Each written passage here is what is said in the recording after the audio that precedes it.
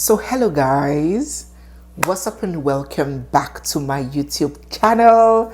It's me, your girl barrister Neze, and this is Nezeville. Now we will recall that about 2 weeks ago, distinguished and now embattled Nigerian Senator Natasha the senator representing Kogi Central, took to national television to drop a bombshell accusing the Senate president of sexual harassment. Not just sexual harassment, witch hunting, maliciously obstructing her legislative functions, and persecuting her for daring to rebuff his advances. We will also recall that after that broadcast, Senator Natasha made a formal complaint to the Nigerian Senate, as she should. She had presented her petition to the House, but it was refused. They refused receiving it from her on the ground that it was sub judice.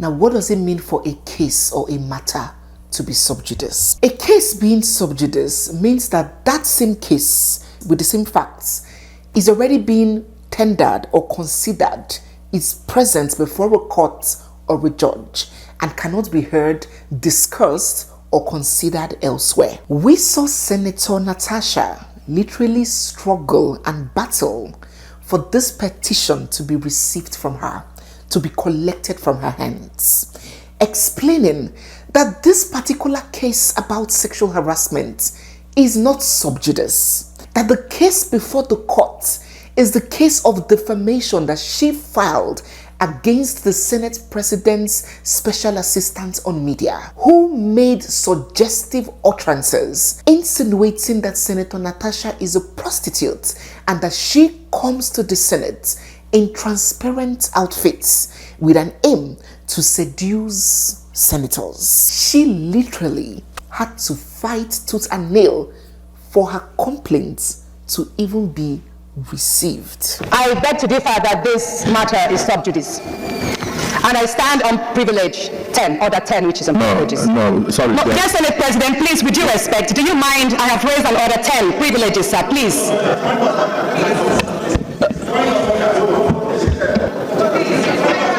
It's my right, Senate President. Order 10 on privileges, please. I believe, and please, would you stop turning off my microphone? I represent people, and I represent women who have been silenced. So permit me to speak without my microphone being silenced, dear sir, President of the Nigerian Senate. Order 10 on privileges. Coincidentally, I'm hearing... Any senator may rise at any time to speak upon a matter of privilege suddenly arising, and he or she shall be prepared to move without notice a motion declaring that the contempt or breach of privilege has been committed. I stand and I believe here, first, sir, that your denial, your refusal to accept and treat my petition before the Senate Committee on Ethics and Privileges and Abuse of my privileges, and I say forth that this matter is not it's not before the court. The matter before the court is on the defamation and cyberbullying statements made by your special assistant on new media, Mr. Patrick Conform, who addressed my decent outfits as transparent, thereby depicting that I walk seductively and naked to the chambers. That is the nature of the petition of the case in court. This petition, sir, has never been filed. The petition that alleges, or should I say, accuses you of making sexual harassment moves, abusing your office, and making malicious obstructions to my legislative functions has not been tendered anywhere before, no court in Nigeria. So, sir, I would appreciate if you kindly accept my petition and forward same to the Ethics and Privileges Committee so it could be treated. Thank you, sir. So after the whole battling, the whole huddle of trying to battle the petition to be taken from her, and it was eventually received, then referred the petition to the Senate's Committee on Ethics, Privileges and Public Petitions. Without even taking a look at the petition or considering it or paying any mind to it at all, this Senate Committee on Ethics, Privileges and Public Petitions flung Senator Natasha's petition out of the window. They did not even bother with it. And they claimed that they will not entertain her petition on 2 grounds. One, that it is sub judice. And my ultimate destination is that our rules in very clear and unambiguous terms in Rule 40 and specifically Rule 7 states that Senate should not receive or deliberate on any matter to which actions are pending in any court of law. And for your information, Mr. President, distinguished senators, this matter is sub judice before our court. The petitioner, Senator Natasha, has gone to court in respect of this matter. So this matter is sub judice, and therefore the Senate is stopped, doesn't have the jurisdiction to entertain this matter. This same sub judice that she explained that this particular case of sexual molestation or assault or malicious obstruction of her legislative functions is not before any courts. Despite the whole argument, they paid no mind to that. They claimed that that complaint was already sub judice, meaning it was already present and being entertained before a court or a judge. And then they claimed that it violated the self-presentation principle policy of the Nigerian Senate. Now, according to the Senate rules of Nigeria, a senator cannot, or a lawmaker cannot present a petition they had signed personally. Instead, another senator must present it on their behalf. And so they claimed, the Ethics Committee claimed, that Senator Natasha signed and presented the petition by herself and hence flouted that principle of self-presentation and cannot be entertained. So it was on these 2 grounds that they declared her complaint dead on arrival and immediately dismissed it, even before caring to know the facts of the case. Okay, I would like us to see every video that we put out here as an opportunity to learn. And it's through this Senator Natasha's incident with the Senate President, we are getting abreast and having knowledge and information about how some things work, about the policies of the Senate, about what is permissible and what our laws say, what the laws are around these issues. So there's always an avenue to get more and be an improved person from before you watched a video here. So if you're new here, quick reminder, you're seeing me for the first time, or if you've been watching without subscribing, don't forget to hit the subscribe button. Give this video a big thumbs up already. Start a thumbs up. Drop all your comments down below as we proceed, and stay glued, for we have so much more coming your way. Now, it was on these grounds that Senator Natasha's petition of sexual harassment was not heard. It was flung out of the window and declared dead on arrival. The truth is that the law was made for man. There was man, and then there was law that was made to check man, to guide man.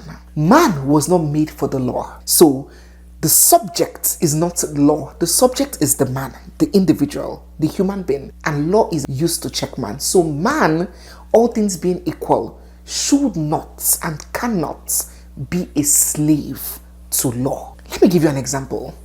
So you are in an office complex and there is a fire exit, right? And the fire exit, as the name implies, is made to be utilized in the event of a fire. But let us just say for some reason all the doors are jammed. People are trapped. A pregnant woman is in labor, she can't get to the hospital. No exit is working apart from that fire exit. Will you tell the people to remain stuck there for a worse tragedy to occur just because you are being enslaved by a law that was made by a man? Or will you exercise discretion to ensure that there is no miscarriage of justice, because the aim of the law is not or was not to punish man, but to guide man? So in the event of a peculiar situation or an unforeseen contingency where strict and rigid application of the law will occasion injustice, will you still insist on a strict word-for-word literal interpretation of that law to defeat the very aim at which it was enacted? Would you tell people in this case to stay there and sleep there and let the pregnant woman die there because a fire exit is only for fire? Now the Senate law that says that let another senator present a petition written by another senator, it may have been enacted with good intent to avoid conflict of interest, some level of neutrality, and to maintain legislative decorum, right? Which is agreeable. But this particular case is peculiar.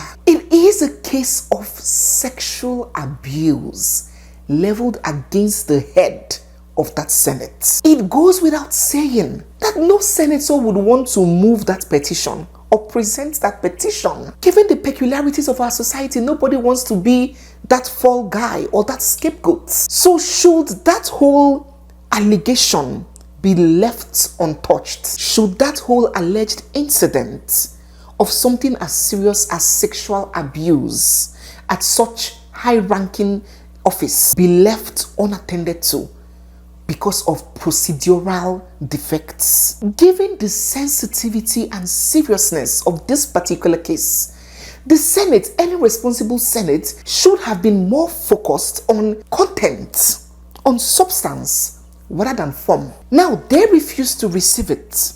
They refused to accept it. They refused to discuss it.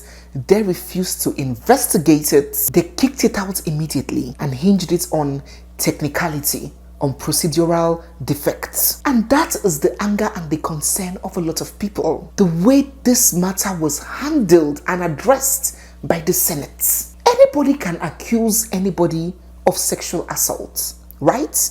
But there is a saying in law that justice should not only be done, but must be evidently seen to be done. So assuming this petition was received, investigations launched, senators not coming out to dismiss a claim that they cannot have 100% knowledge of, at least they stay neutral in the case. An unbiased independent panel is constituted to at least take a look at it. Even if we know that Kurukere might enter inside, at least let there be a semblance of action. You understand? That will at least give the people some confidence that this is actually a country, not a zoo. If all of that was done, Senator Natasha was given an opportunity. Oh yeah, you have alleged this. He who alleges must prove, right? That's the fundamental principle of law. This is what you're alleging. Oh yeah, what is your proof? How can you substantiate this claim? How do you back this up? And she failed to prove her case. And maybe that case is then dismissed. Then people would be a bit confident that yes, she was given a listening ear. She was made to state her plight. But maybe the evidence didn't support her claim and it was dismissed. Not when she was given no chance at all and the petition was just dismissed. Rather, the whole focus, the hammer was now slammed on her for a reaction that was born out of a more serious, pertinent issue that was left unaddressed. This is not an animal farm. It didn't pass a good message. Another incident that has now made this case look more like retribution for daring to speak out rather than punishment for flaunting sitting position or being disruptive as it is claimed is that Senator Natasha was suspended for 6 whole months. That is half a year without a job. Now, if you do not know what this suspension entails, all her salaries, all her benefits, all her allowances, everything will be halted. She won't be receiving 1 kobo throughout for the duration of this 6 months. Secondly, her office, her Senate office will be sealed, thereby restricting her access to her office, documents, files, even her staff. She is not to even contact her staff. All her legislative resources taken from her. Thirdly, a complete ban from the National Assembly complex. Not just ban coming as a senator, a total ban, so she cannot even visit the complex as a visitor or to see a colleague or even to pick an item. She cannot even be seen within the premises as a regular person that maybe came to visit.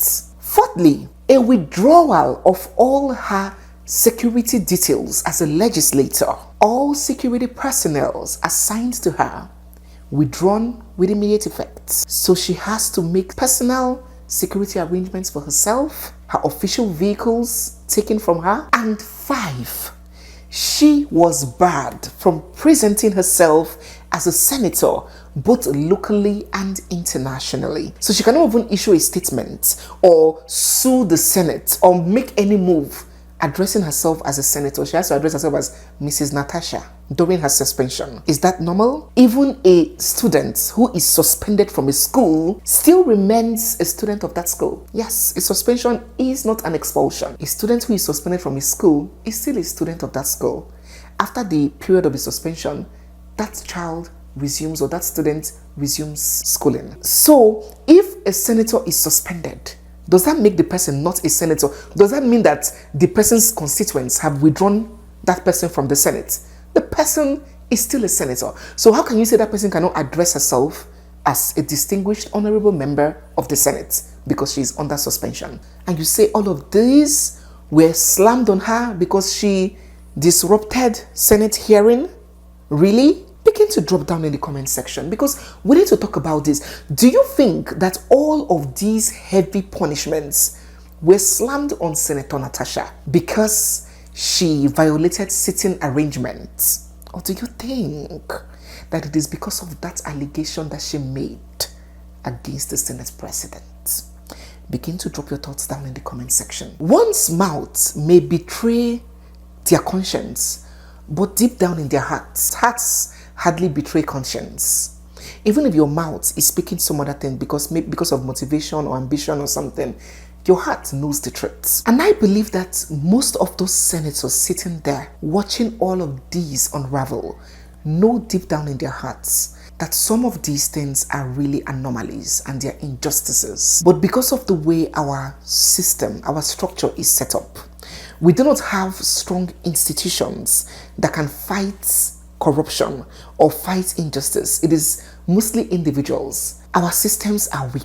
It would only take an individual that maybe is very dogged, that is willing to dam the consequences and bold enough to stand up for the truth, that would stand. And because of the risk, the inherent risk that is associated with standing up and being different, standing up for the truth, so many people will just keep quiet even when they know that what is playing out is not right. So members of the Senate sat there and watched all of these unravel. But one person spoke. Former Senate President Ahmed Lawan, who was Senate President from 2019 to 2023. He was a Senate President before Godswill AKPABIO, so he is Godswill's predecessor.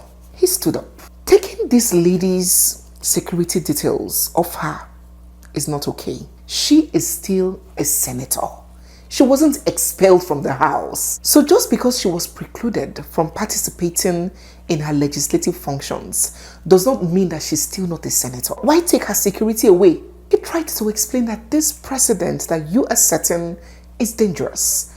Because this pit that you are digging, some of us one day will fall into it. That's if there's any issue in the House, you punish a senator so severely to the extent of withdrawing her security details even when she's still a senator, it is not okay. Mr. President, the later part of number 6 talks of withdrawal of all security details for the duration of her suspension. Mr. President, I want to believe that we still feel we are one, and any injury to any of us should be injury to all. I believe withdrawal of security aids at this moment from a senator is not the best way to go. And we should not really create a precedence where the moment something happens with a member of the National Assembly, the security agencies will say withdraw the security aids. Because this could be a problem to us later. So I just want us to reflect on this.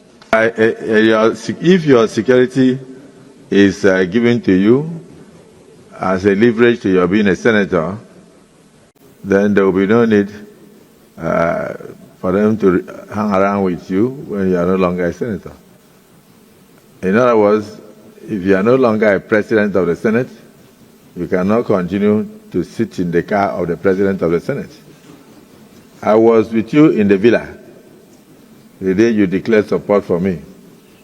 And I saw you off as a sign of respect as the outgoing Senate President.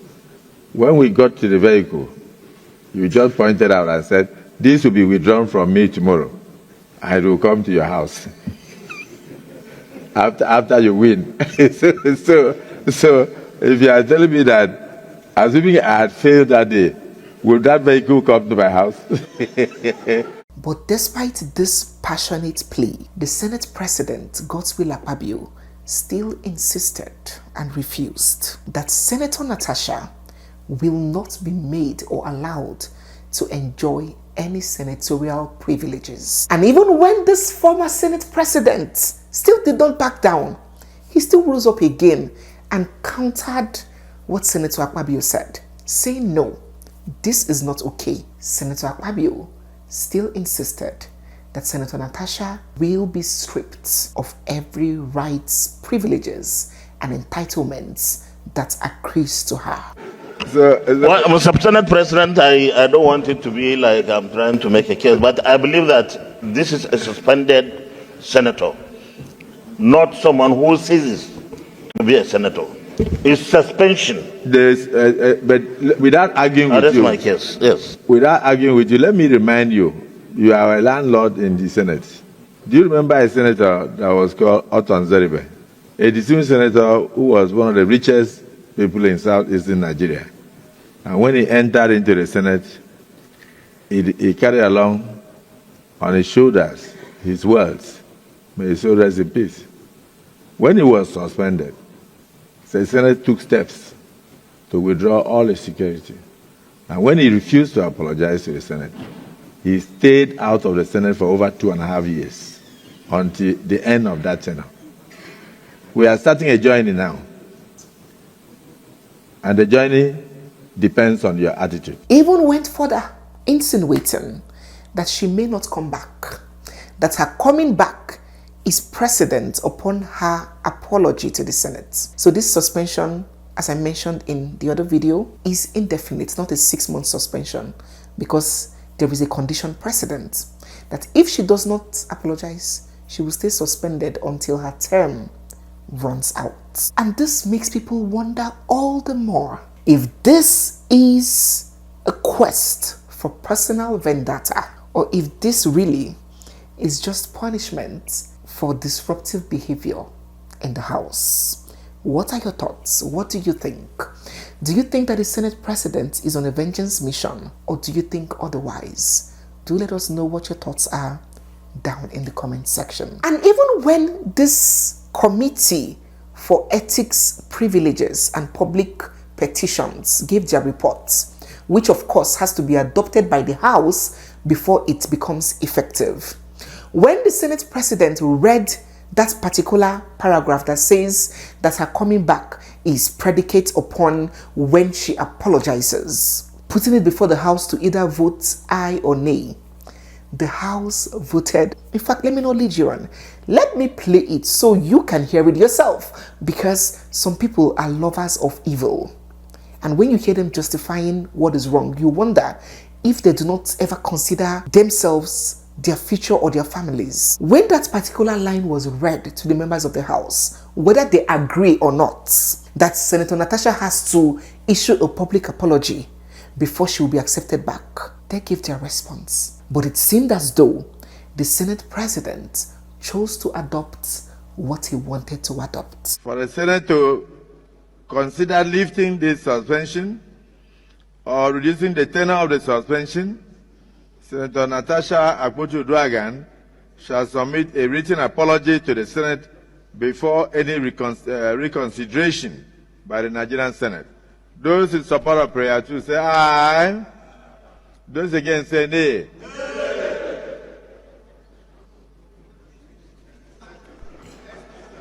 I don't think, as a landlord of the Senate, I don't think they heard what I read.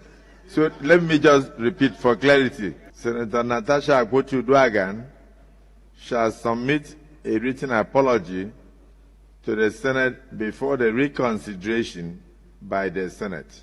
Those in support of prayer 2 say aye. Those against say nay. I thought I had 50-50. Let me make it 40-60. That for the Senate to consider lifting the suspension or reducing the tenor of suspension, Senator Natasha Akpotiuduaghan shall submit a written apology to the Senate before any reconsideration of this case by the Senate. Those in support of prayer 2 say aye. Those against say nay. Nay. The ayes have it.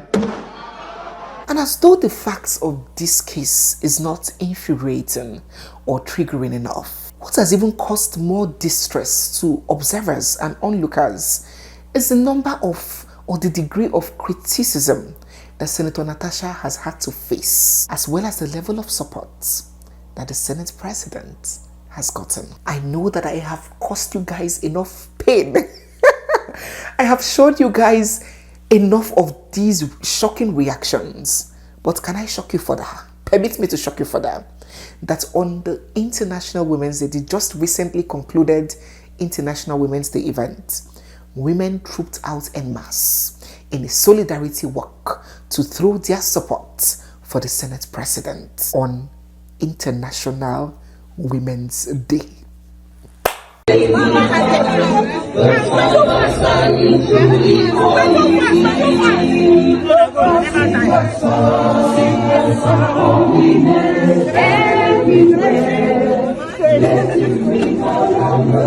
Whose mothers are these? I thought we jointly agreed on this channel. We voted and the eyes had it on this channel that before our mothers go out, we're going to ask them where they are going to. So whose mothers are these? If your mother is here, please indicate in the comment section so we can identify you. I mean, since Senator Natasha has insisted that she will not apologize, another women's group that call themselves the Nigerian Women's Crusade for Good Governance have taken it upon themselves to apologize on her behalf to the Senate President. They trooped out en masse with their ashebi to tender a heartfelt apology on behalf of Senator Natasha to the Senate President. We, the Nigerian Women Crusade for Good Governance, on behalf of well-meaning Nigerian women, tender our deepest and most heartfelt apology to the Senate President, His Excellency Senator Godswill Akpabio, and indeed all Nigerians for the shameless actions of Senator Natasha Akpoti. Undoubtedly, the Senate President is a focused and principled leader who has consistently demonstrated his commitment to good governance. He is not a man to be trifled with, and his leadership has been a beacon of hope for many Nigerians. He is not just anybody to be disrespected or ridiculed in such an unacceptable manner. His leadership has ushered in unity, stability, and progress to the Senate. Moreover, we apologize to all Nigerians who expect better from their elected representatives, like Senator Natasha, but are disappointed. The legislative chamber is a place for discourse on policy making, not drama of petty outbursts. We will not allow the sanctity of our democracy to be compromised by individuals who lack maturity and self-respect. Even the so-called United Women for Good Governance came out to endorse the suspension that was slammed on Senator Natasha. The United Women for Good Governance hereby support and endorse the suspension of Senator Natasha from the Nigerian Senate for 6 months. This will serve as a deterrent to all Nigerians who believe that blackmail is an instrument of war. Let it be known that this negative way of forcing people, mostly the men in authority, by women to get what they want through blackmail has become an old fashion. And the Senate, the Senate has passed a vote of confidence on the Senate President. I don't know if you know what a vote of confidence and a vote of no confidence is. A Senate President can be removed from seat through a vote of no confidence. So it's a legal process where a certain percentage of the senators would vote that he has failed woefully in discharging his functions. It's called a vote of no confidence. They have done the opposite to say, in fact, he is the best ever. So they passed a vote of confidence on the Senate President.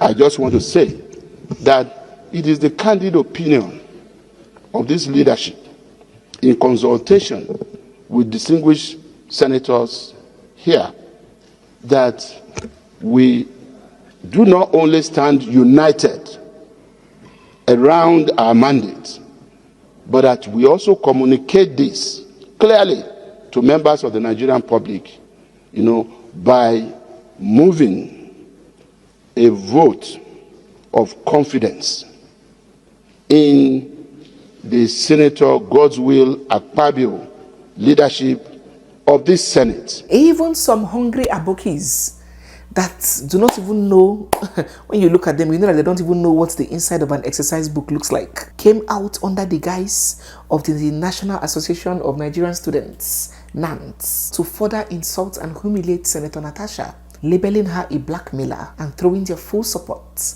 for the Senate President.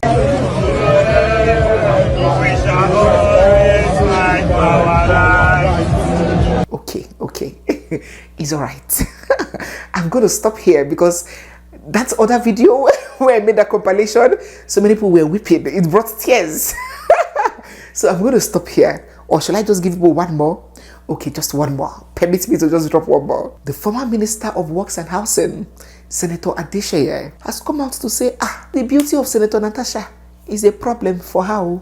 It is like a curse. So, but the beauty of distinguished Senator Natasha is a problem to her. How can beauty be a problem?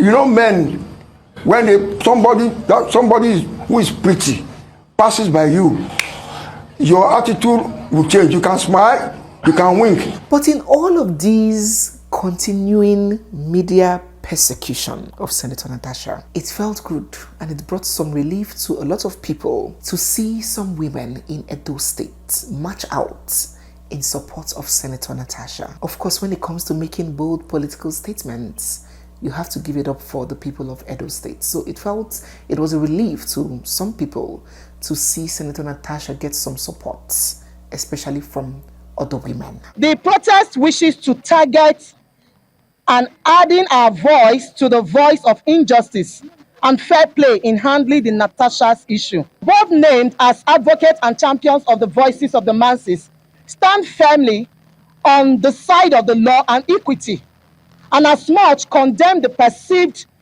behavior of the 10th National Assembly and the alleged cases of sexual harassment against Senator Natasha Akpoti and her subsequent suspension from the National Senate, Nigeria Senate, Lagos-based activist Adetong also lent her voice in support for Senator Natasha, demanding equity and fairness in this case. We are out today in Lagos State because we have a will as women and mothers.